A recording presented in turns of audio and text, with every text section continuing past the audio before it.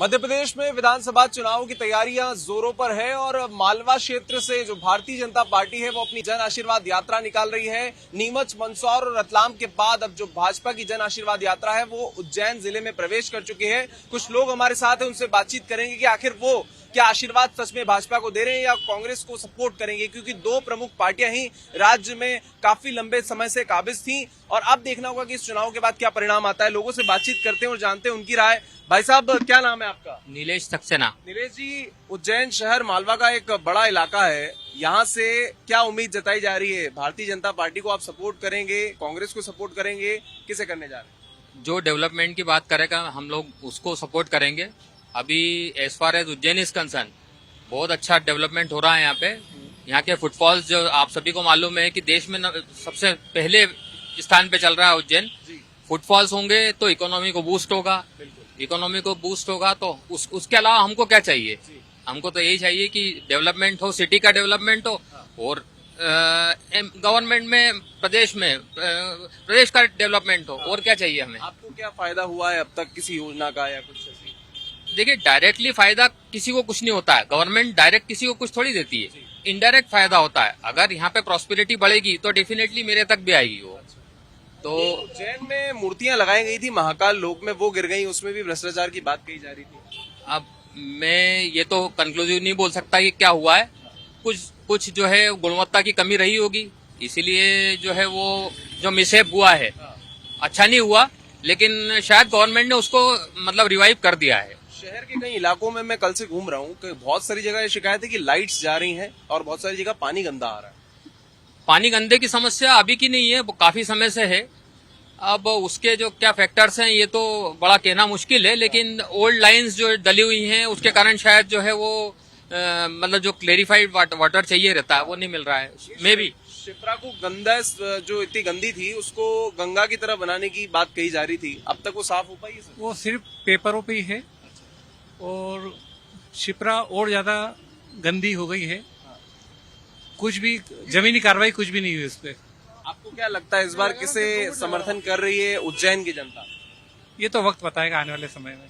विकास को लेकर आप क्या क्या कहना है? क्या यहाँ पे सच में काम हुए हैं? ईमानदारी से बताइए। विकास को लेके काम हुए हैं और आगे भी होंगे ऐसा लग रहा है मुझे।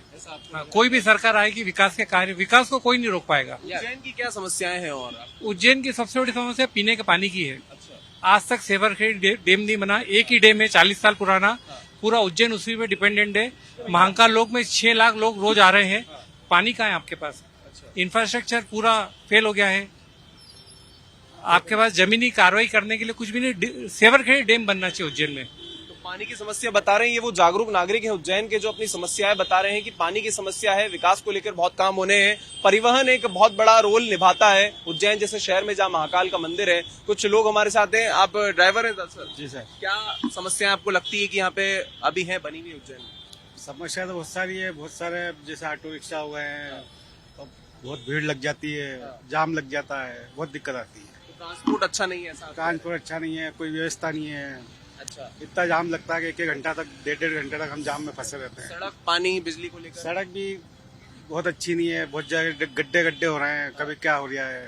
पानी की तो बहुत खराब देख रहा हूँ कि गाँव में भी हालत उसमें देखो, गाँव की तो मेरे को पता नहीं है गाँव की तो क्या स्थिति है, लेकिन जो मैं स्थिति खराब है। हाँ ठीक है, तो कुछ और भी लोग हैं, उनसे भी बात करेंगे। भाई साहब, क्या नाम है आपका? योगेंद्र बढ़ जाती है। योगेंद्र जी, कितना मुश्किल हुआ इस बार भाजपा के लिए आशीर्वाद लेना जनता से?